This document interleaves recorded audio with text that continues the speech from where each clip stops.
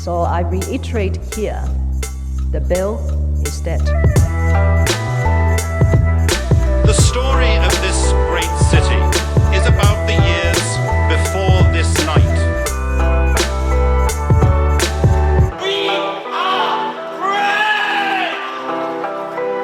Hey everybody, welcome to Ho Ho Hong Kong. I am your host Vivek Mahbubani, and of course with the other co-host who is... The other, Mohammed. That is right, the other Mohammed. If you find the Mohammed, find the other one. That's him. Yes. So if people need to find out where you are, so where do they find you? I just moved to Saipan, so that's where I am. You just see me walking my dog around. Yeah. Since I moved to Saipan, I'm basically working from home all the time because it's so lovely.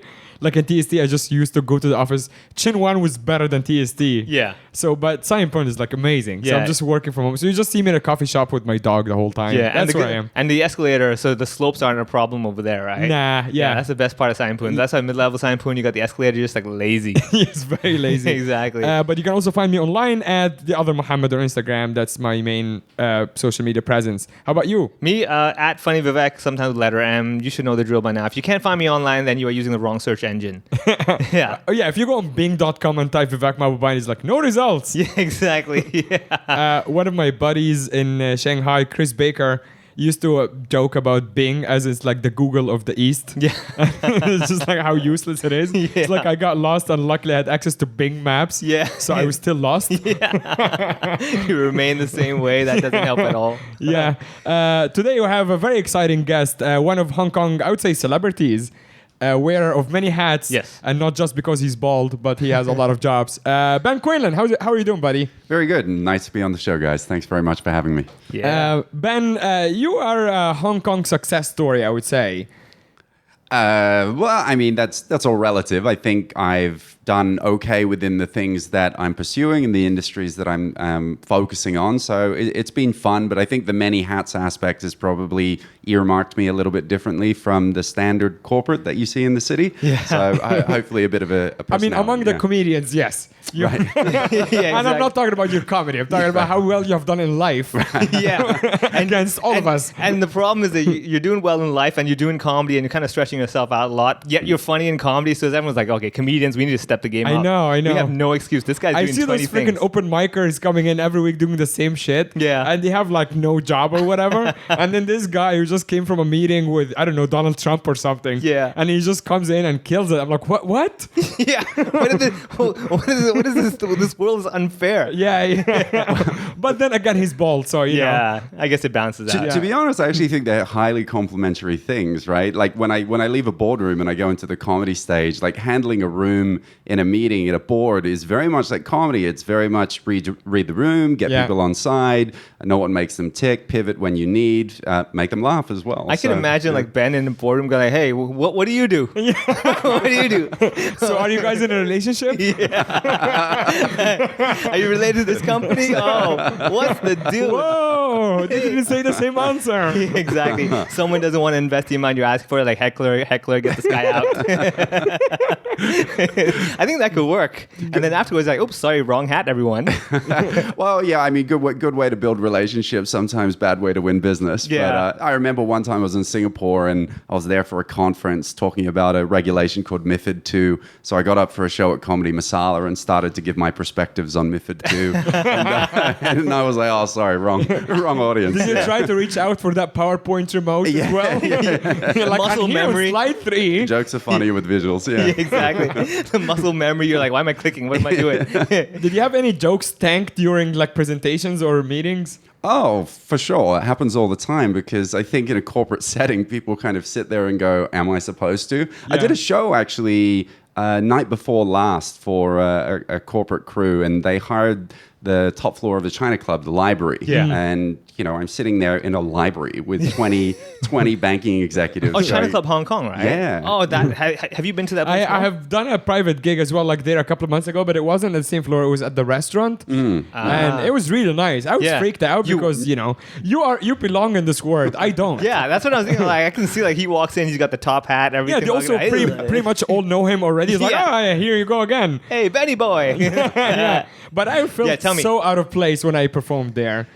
Yeah, look, it's totally different from getting on a stage in comedy. If you ask me, would I prefer to be at a corporate show or be at a comedy club any for day. sure. There's no comparison. Yeah, I mean, Yeah. the only moment I like doing comedy more at a corporate gig is when I finish and I'm like, check please.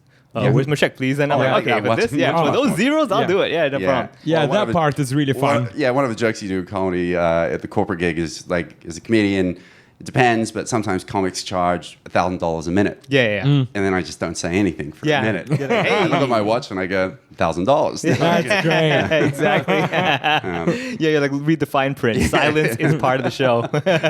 So I would actually start with the pretty much your biggest role at the moment. You're the head of the FinTech Association in Hong Kong. Yes, I'm the chairman. Yes. Yeah, okay.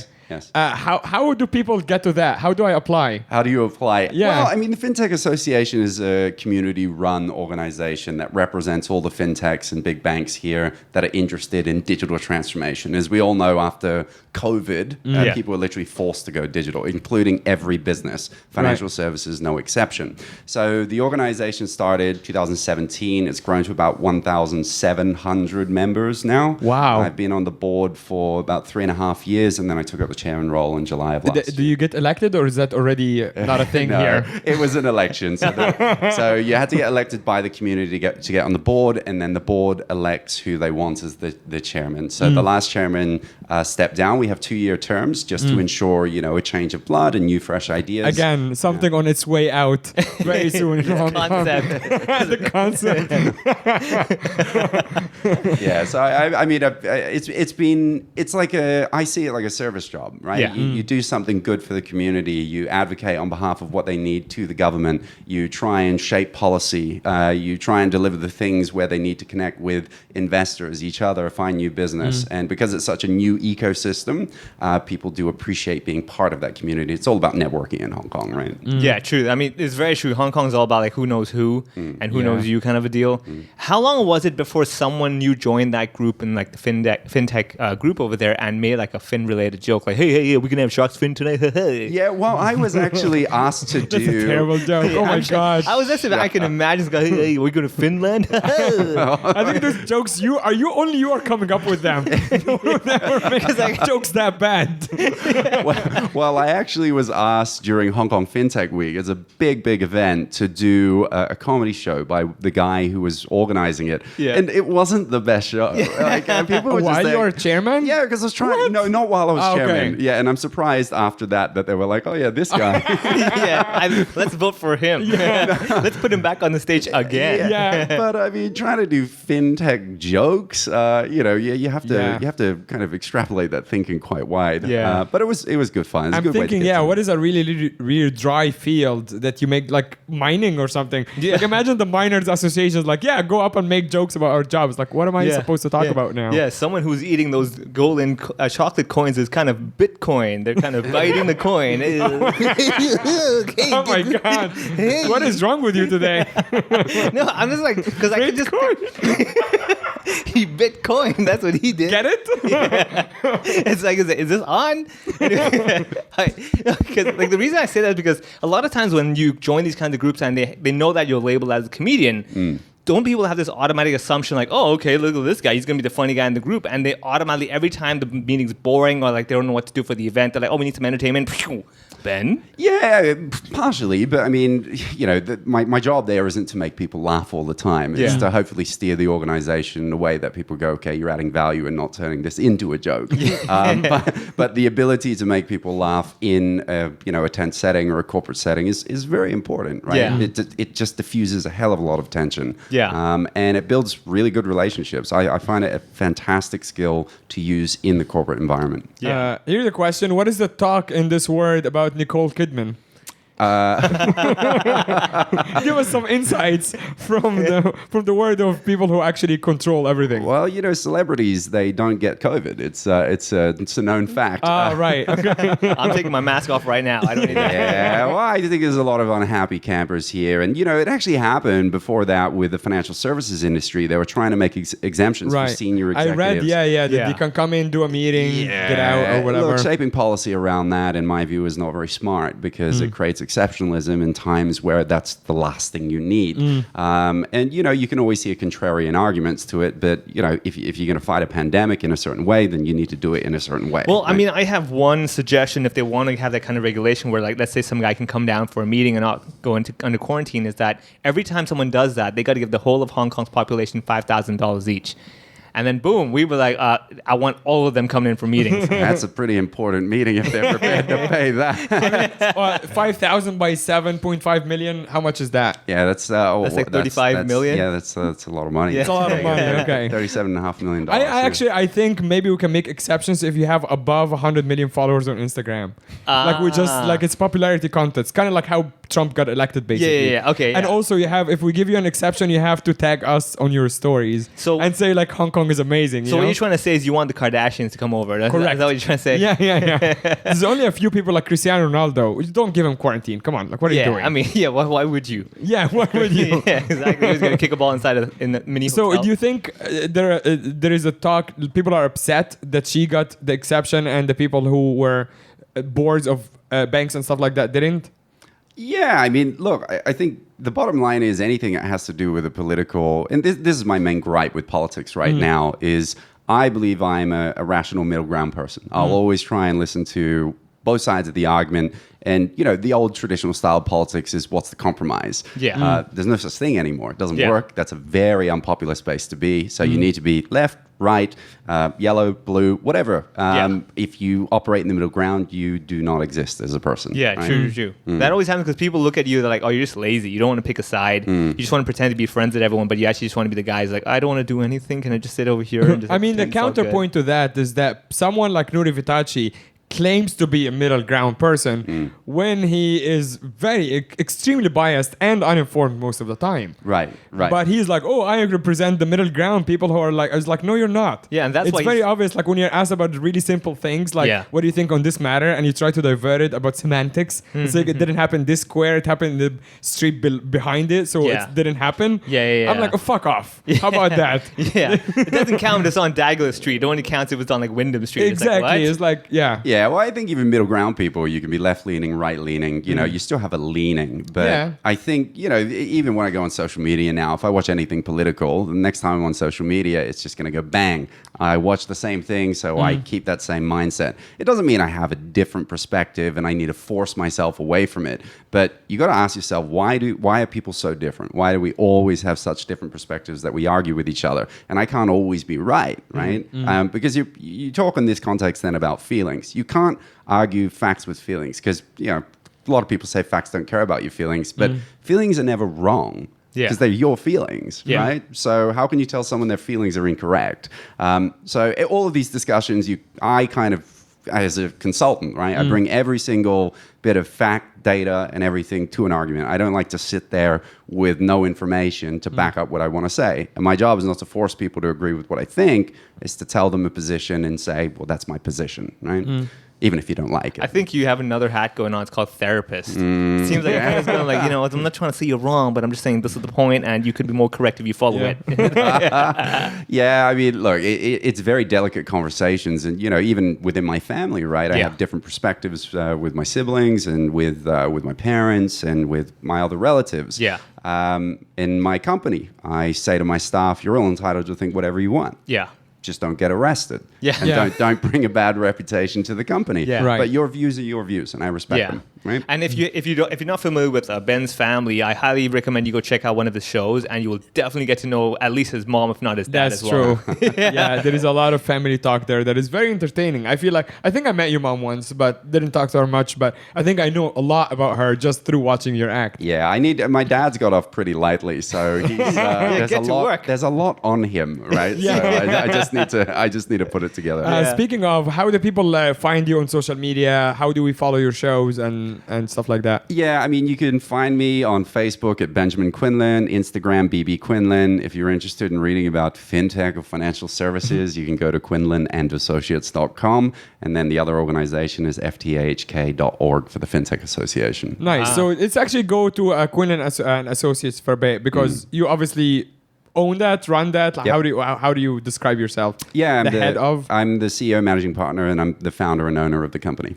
Yeah. Great. And this Wait, hold on. I like how you have like 5 roles in your company, Quinlan and associates. It's like, because it's all me and you guys are just there associated with me. I think the first suggested title was Quinlan and helpers, but it didn't. Quinlan and them. This actually makes me laugh because when I hired some new partners in, professional services firms, they're always like names. So you go to a law firm, and they were saying, well, why do you Quinlan this, that, Yeah. and I was like, okay, let's take one of the biggest U.S. law firms in the world: Skadden, Arps, Slate, Meagher, and Flom. Yeah. And they go, yeah, and I go, when has anyone else said they worked at Flom? Yeah. Right? Yeah, Everyone never. works at Skadden. Yeah. So, and I said we can add as many names on there as possible, but I get it. I like Quinlan and helpers. I think you should go with that. Well, the reason why I called it Quinlan and Associates, guys, to be honest, Q&A, right? Look at that. Yeah. That was that. Yeah, Q&A with Q&A. It was funny because it's a long website name. Yeah. So I was like, Q&A, no, that's bought. If you want to buy it, 100,000 US. I'm like, oh, I hate you people Really? that buy up these domains. Oh, yeah. But then I was like, how do I shorten it? Quinlan and Ass? No, that doesn't work. Quin Ass? No. So I had to stick with And then Quinlan. BBQ? And if you want to see your comedian website is BB Quinlan. BB Quinlan. So if you want to see the .com. last update that I did in 2017, feel free to go and. Is that one right after you won the festival? No, that was when I started. I was a regular performer at Takeout, right. so the bio was really like punchy. Oh wow! Yeah. You can see me all the time. You see me all the time in Elgin Street. If you Google BB King, the musician, and you put BB King comedy, you still won't find Ben Quinlan's website. It has no relation. I just wanted to let people know, don't try. I tried it. I'm like, I wonder, BB King. Oh, no, nothing. BB King. Anyway, so coming back to this thing, so I want to know how bad was the market and the finance industry that you decided I needed to put comedy in my life? Was there a moment you're like, I need to make some money, man? Let me do some comedy or something. Comedy for me was like people always ask me why I get into it because you spoke about my mom, right? Yeah, I used to watch Russell Peters and his dad, Ah. and I go, "Oh, my mom is kind of like your dad, but even stranger." So I thought, well, why don't I share some stories about it? And it turns out it worked when I started to do it. For me, I was just really burnt out in the corporate workforce. I was working, 90, 100 hours a week. So I used to, last job that I was at before I got into comedy, I was minimum 2, on average 3, maybe 4 countries a week. Yeah. Right? What? Yeah, working those Were you a hours. flight attendant? They don't fly that much, Mo. It's strategy consultant. So the clients are always asking you to come to their site and work on site. And it was exhausting. It was like so mentally taxing that I actually broke. And I'm a very resilient person, but that pushed me over the edge that, I just shut down. Yeah. And I think we've all been in situations where we work so hard and your brain just stops. Everything stops. So I had to resign. I took 7 months off, right? Yeah. And for an A-type personality, it was very shocking to me. Yeah. Like sitting there like, oh, what do I do? Yeah. And even if you have the money, you're still going crazy. Yeah, I just felt like I'm a failure, right? Yeah. But it actually hit me so hard. First 2 months out of the workforce, I was super quiet. So if you guys saw me then and you had a drink with me, you'd be like, what's wrong with him? He doesn't talk. He's such a shell. So I just picked myself up, started to travel. You take yourself out of the situation. It's very important to do that. And then I go, well, I've always wanted to do comedy. So tried out for an open mic and then started from there. One thing led to another. Which year was that? That was 2013, the end of 2013. Oh, nice. Wow. We started around the same time, actually. I started also October 2013. It's my Nice. first open mic. Very good. That's very cool. How did you burn out from your previous job? Did you have like this 7 months No, I vacation? was actually I had a different situation because I had just moved to Shanghai and I Yeah. was just kind of trying to find my footing there. Yeah. So I was just trying to find something to do. Yeah. And then hanging out with a friend one night, I told him kind of similar. Actually, I like stand-up comedy, but I never lived in a place that had a live comedy because I lived in Cairo, Dubai, and Northeast China. Yeah. None of these cities, at the time at least, had any stand-up scene. Yeah. So I never seen it live even. And he's like, oh, they have the comedy club here. That's Kung Fu Comedy that ended up partnering up with Yeah, yeah, Andy with later. But he's like, yeah, go check out the open mic. And I went, and I was just at the end, I was just felt brave enough. They always say, like, we're looking for new talent. I'm like, I'll sign up. And then I signed up for the week after. Yeah. Nice. Yeah, everyone's got their own original Actually, story. I signed up because it was right before the Golden Week. Yeah. And I'm like, I'm going to go on holiday after that. If I tank, I was just going to go Yeah, and no one will see reassess me. my life Yeah. during the week. Yeah. I'll never forget though just how scary it was. Oh, It's I was the so most scared. petrifying Do you remember thing in the world. the first time you had a proper show? Because like I can give you an example. My first time was actually in the comedy competition, and I remember it was a Saturday night. We had like the prelims or finals, and I was like freaking out the whole day. I just woke up. I'm like, what am I doing? Yeah. Like why would I put myself in this situation? So like the whole day I'm just lying in bed, going like, why? Just counting down. The show's like, let's say in 12 hours. I'm like, just count down for 13 hours. I'll be done after that. And you're you getting know? the shits as well. Yeah, the I'm just whole losing my thing. mind. I'm like, I'm an idiot. Why would I even do this? You know, what's the point? Who are these people? Why'd I have to entertain them? Do you remember that day? I don't think it was. I don't know if it was a specific day, but I remember when I got to do my first like bigger show, and Yeah. it was with Jim Brewski, and they called it the BJ show, right? Ben and Jim, and that was Very clever. Yeah, Jim did about 25-minute spot, and I did a 40, but I was 8 months in comedy. Oh my God. So I was really pulling out, Yeah. you know, and trying to put it together. But I look back on it now, and it's like horrendous. But Yeah. I thought it was a great opportunity. But and it was so really- that's a necessary step you have to Yeah. get out of the comfort Yeah. zone. That's something a lot of times comedians get used to, a certain zone, like they're used to their set, or you know, I do 10 minutes every time, I'm good, I don't have to worry about it. But when you only have like 25 minutes or 30 minutes of material, and Yeah. you have to do 40, you're like, man, I got to get creative real fast. Yeah. Yeah. And that pushes you. Once you hit that 40, and you're like, wait, I can do this. Hey, you know, Yeah. nothing's gonna scare me anymore. Give me an hour and let's see whatever happens with Yeah. that, right? Yeah. Yeah. Because like I've seen you do like long shows, and the one thing I respect in the sense of that you're calm on stage. Like sometimes, as much as I might be like doing my show, but actually I'm freaking out in my head. I'm like, oh God, Yeah. what's the next bit? Yeah. So I have that, but you're like just, you know, okay, I'll take my time. No problem. Does that translate because of the work you do with like all these people? And so you're on stage, you're like, you guys are not even CEOs. Who the hell are you people? Well, no, not at all. I don't look at the audience like you're not relating to me on the same level. When I get in the comedy stage, I'm not a CEO. No, I mean like There's the stress, the pressure. You're like, I mean, I guess if you're dealing with a whole bunch of like top level CEOs, you're like, okay, I better bring it. But with an audience, you're like, what are you gonna do? You know, you can't fire mean, me. I I guess, think it's yeah, my you- mindset, to be honest. Like when I get up on stage, I'm thinking, well, everyone's here to have fun. Yeah. If I'm nervous, I'll show it. And no one likes a nervous comic. Yeah. You can pull it off once or twice and make a joke about how nervous you are, but you can't do that for the whole show. Yeah.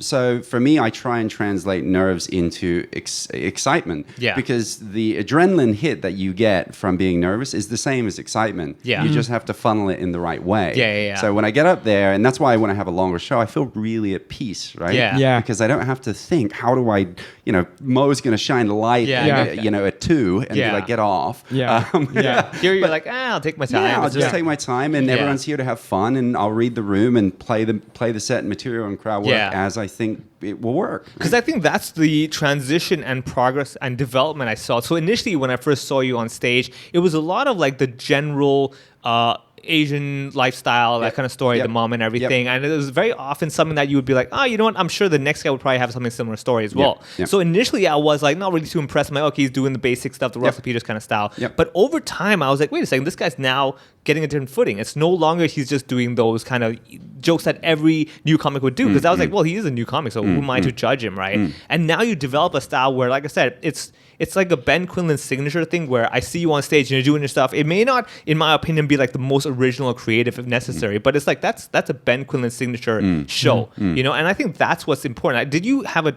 moment when you realized, hey, this is my style, or have you found it, or are you still looking for that Ben Quinlan signature style? Well, I know my style is just generally bringing a certain kind of energy and persona on stage. Yeah. But then the style is like, what's your sense of humor? Yeah. For me, I always try and push myself. Like, there's a lot of stuff that I've maybe done once or twice Yeah. on stage and then said, should I bring that back? But, you know, I'm going to go to a show tonight and I'll probably do another 15 of material that people haven't seen. Yeah. But I know I can do it. Yeah, And yeah. for me, it's just about pushing yourself. It goes to your point. Yeah. I don't think anything's off limits. I don't think there's any kind of comedy that I can't do or shouldn't be able to try out. I obviously don't have deadpan humor. I don't have other kinds of humor. I'm Yeah. not the comical kind of, you know, the slapstick Super physical style. or something like that. Yeah. For me, it's just about, I want the audience to hear the content of the material Yeah. and then get it, right? Yeah. In the classic style, this is good stand-up writing if you have to relate it back to older style thoughts about what comedy is. Right? Yeah.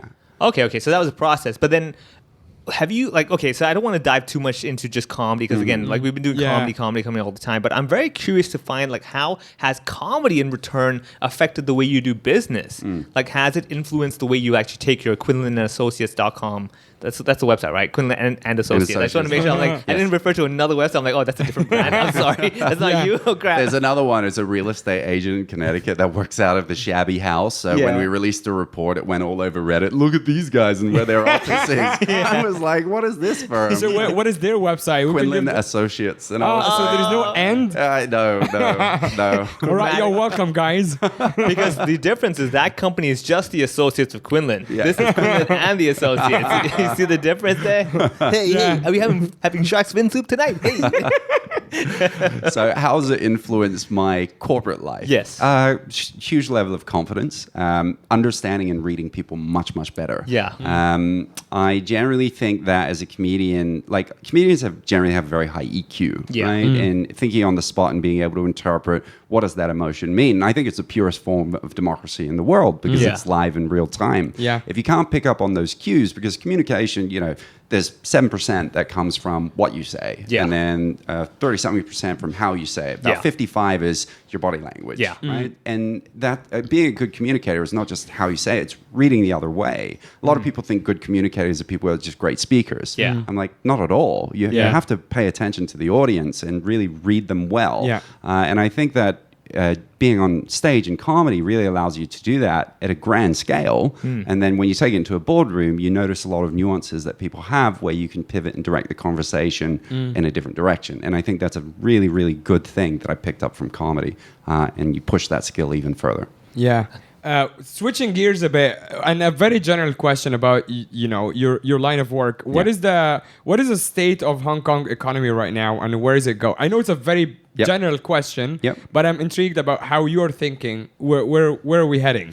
I think Hong Kong is extremely bifurcated. So when you talk about the economy, I don't know what that word means. I go to Google. I'm like, You're talking to two comedians, not to CEOs. Right. So I think it's splintered in two different. I know that word. You could have said that, man. That was sorry, this is such corporate talk, man. You can imagine the report. Very douchey of him. So you feel your company splintered? Like, we're not paying $1 million for that Trust report. me, I've been pressing right click on Word and then synonyms, and I'm like bifurcated.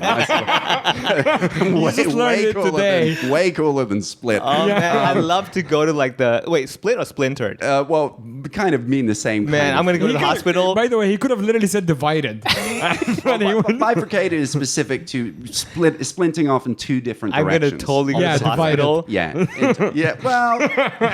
Well, in any case, I love this. We need to bust out a thesaurus, right? But in any way, I generally think that the Hong Kong economy is like on two-track kind of speed. So you've got financial services, digital economy, e-commerce, anything that benefits from the push to digital is benefiting immensely. And then you have Main Street, which is the health and fitness coaches, the freelance workers, the restaurants, the stand-up comedians.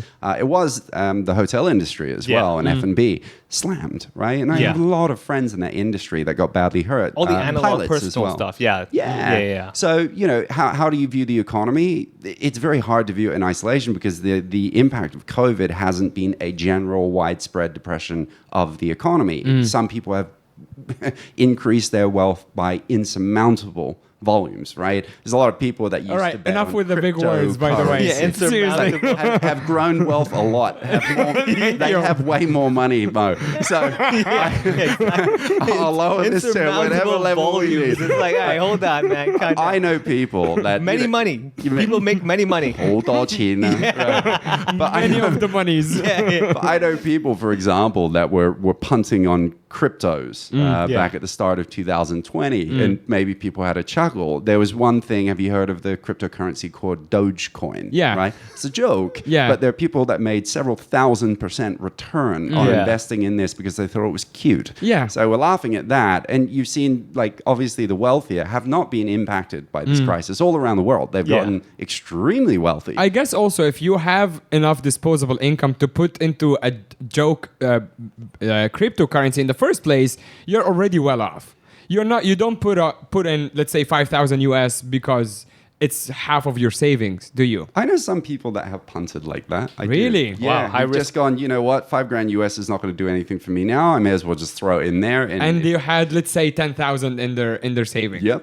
Oh my God, that's a huge risk. Oh, huge. But that's where the disenfranchisement comes from. If you look at what happens, the big thing, if I'm looking back to an economic perspective, central banks around the world just press print on money. Yeah. They just printed trillions of dollars all around the world. They lowered interest rates. So the cost of money, the cost of cash, is worth shit, right? You're not going to put it in the bank. And what happens? Like everyone talks about inflation, but general goods and services that we buy, I haven't seen too much inflation, but it's asset inflation. It's property. It's collectibles. It's all these things that people, and this is the main challenge, like you want a roof over your head in this town, forget it, right? And all that money eventually seeps down to the economy into assets because people want to own assets because holding cash is worth nothing. Yeah, it does. I mean, it doesn't grow, basically, right? No. That's like with and cash and itself. if you look at FinTech, there are some kind of, more ethical considerations around, there's new business models coming out like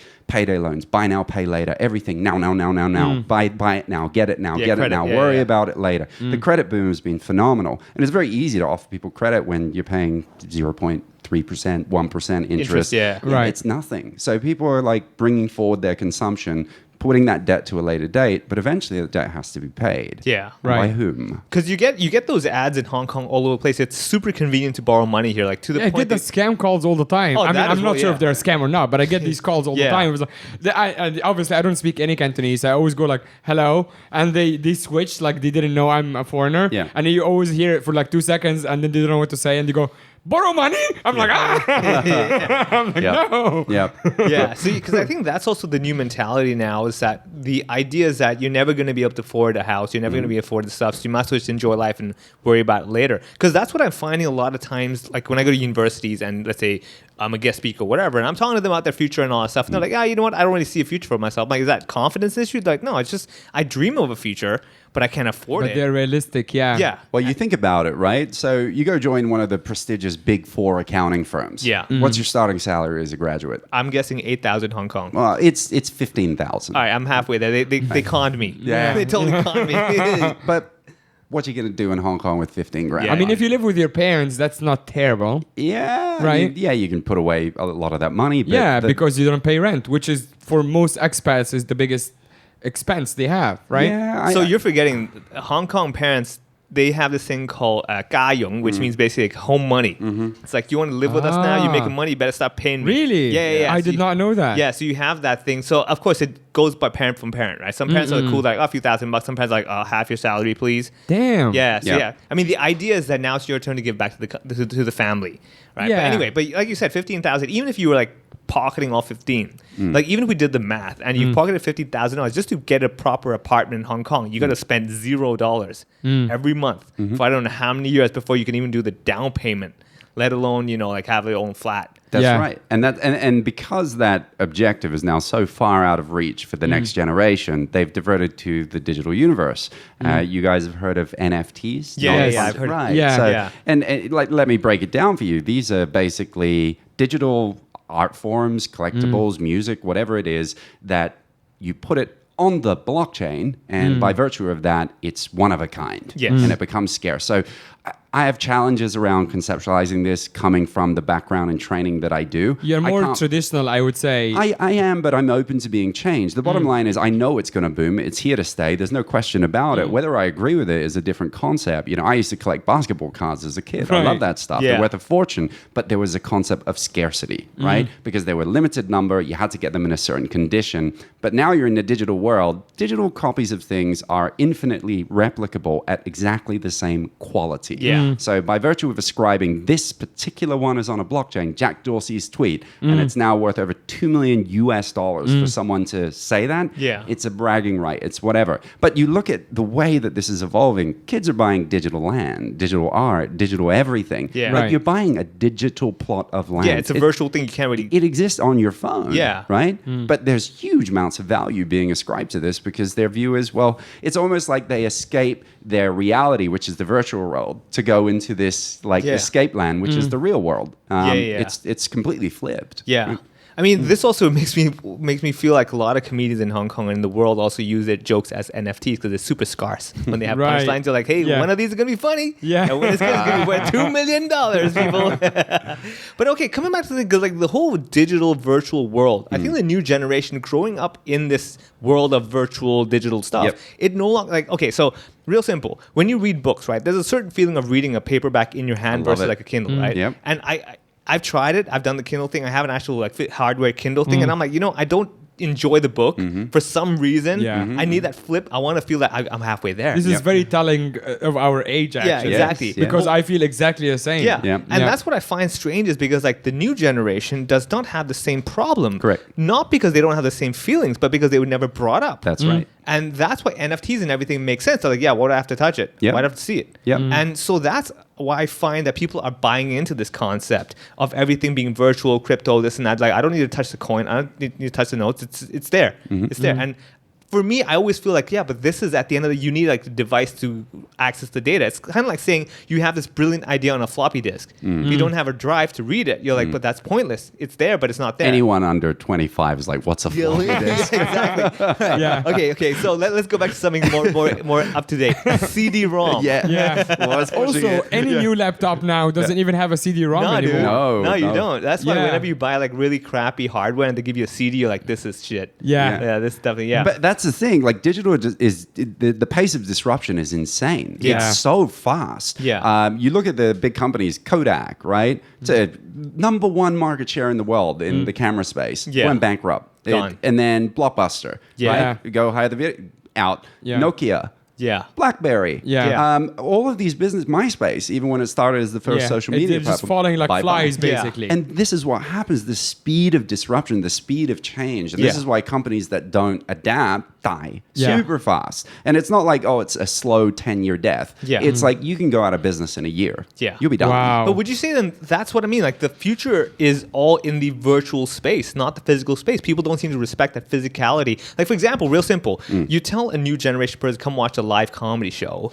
To a lot of people, it's just like, what's the difference? Like watching it online and live, it's I don't see the difference. I'm like, you need to be there. Because I've never felt that magic of being in the room close to the comedian. And also, it's a common thing that my life is all about watching my screen. So I'm happy with that level of engagement versus reality. So again, like when I talk to kids in university and I'm talking about investments and everything, basically just general chit chat. I don't know much about this, but they're actually more interested in making investments such as stocks and everything where they can't touch it, say in their virtual bank account, versus actually having like a car park space or a flat. Because to them, they're like, well, that's easy. I can get it now. I'd rather invest there and just live with my parents for the rest of my life. Do you see that trend in the new generation that everything physical is no longer important to them? Yeah, well, I think as well when you're stacking up the numbers, right? So did you hear that case of GameStop?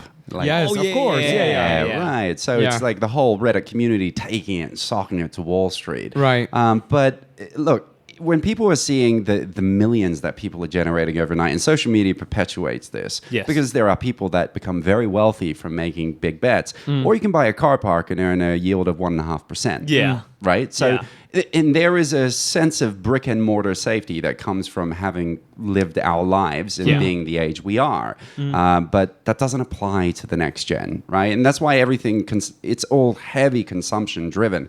Our generation, I don't know if you had the same experience, but if I wanted to buy something, it would be save up for it. Right. I've never, ever had credit card debt. I just automatically pay it off. It's like you use it as your debit card. I use it for points. I don't spend it unless I have it. I just use the credit card to get the points. That's exactly what we do. I mean, I remember there was this one incident. It's like Australians are obsessed with debt. Now, I was back in the gym one day, and I was in the sauna. It's not that kind of story, but there was. I'm just like, why do we need this information? Why did I have to actually give you the details? I could have just said we're on the street. I could imagine you had a big conference, so I'm at a sauna, everybody. So I was in a sauna. Care about honesty. I was wearing a towel, and there was a guy who overheard my accent. And he goes, he's English. And he goes, mate, you Australian? And I go, yeah. And he goes, what the fuck is wrong with you guys? And I go, well, what do you mean? And he goes, well, you go and buy a toaster and you pay it off over 10 years, right? And I kind of had a chuckle. And I went, yeah, you're kind of right. You know, Yeah. He goes, just buy the fucking toaster. Now, I remember when I went back to Australia, I've got a couple of mates earning very good money. They're in senior positions. And I phoned up one and I said, do you want to go out and grab a drink? Oh, mate, can't. I bought a microwave, so I have no money. And I go, you earn hundreds of thousands of Australian dollars a year, Yeah. and you have no money. Because when I look at the consumption, leverage to the max with the house, bought the car on credit, Okay. everything is maxed out. And Yeah. it's just a way of life. Yeah. Right. So everything that is coming in is paying already for the loans that you're 100%. And because the property price keeps rising, well, I've got equity, right? That Right. I'm wealthier on paper. Yeah. Now, Asia has been slower to catch up, but you can see that trend is now starting to push here. It was much And more hence of a the Western cause thing. of do you want to borrow money? 100%. Yeah. Yeah. Would you? Yeah. Go on. Yeah, go for it. No, like, because what I'm noticing as well, like you said, the trend is everybody feels that I'm never going to be able to pay it up anyway, so I might as well enjoy life now. Yep. Do you feel that is actually worldwide or just happening more like following? I mean, honestly, in Hong Kong, more and more kids that I know of are getting credit cards, not because they can afford it, because it's just there. And in university, you see all the credit cards, going there trying to get people with credit cards. It's also like a face thing of like, oh, I got a credit card. Look at you. Yeah. You know, what did you get? So would you find that is a worldwide issue now? I think it's a global phenomenon, but there's just differences in how acute it is between different countries. So Hong Kong is at the maximum end of that scale in terms of what I would say is that divorce between what I think I can achieve and do versus just the reality of a situation. I just let everybody know. You right think now, it's really extreme here? I think, look, I mean, I earn a good income. I consider myself very comfortable, but I look at what can I afford? Right. What can I afford? Even as Right. someone that you would on paper say you're successful. Yeah. If I want to go out and buy a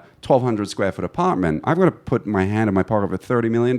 Yeah. Right? And Yeah, I'm like, I that's- just don't have that cash on me. Yeah. And the bank won't lend me that. And if I Yeah. want to upgrade my place, guess what? I have to sell my place because I can't own a second property. Yeah. So, and I'm not crying about it. Don't get me wrong. Right, As but people- you're using it for perspective as Yeah, well. perspective If is- you have yeah. to make that calculation, think of the person who's earning 15,000 Hong Kong dollars. I used to work in the investment banks with people earning a lot of money. Yeah. And they would rent because their view is, what can I buy? Right. And I remember one of them was there 8 years, very successful. And she goes, I finally bought a place, 500 square foot, and I can live with my mom and dad. And I was thinking, that's what you saved up for Yeah. all this Yeah. time. That's your goal. That was it. Yeah. Oh my God. That was sad to me. That actually brings me back to the final one key point with Hong Kong's economy. So initially with the protests and everything, the government was kind of blaming this on the fact that, housing issues, there's no housing and everything. And sure, that is one of the issues why everyone's so upset. That definitely is because like when you talk to a lot of youngsters, their whole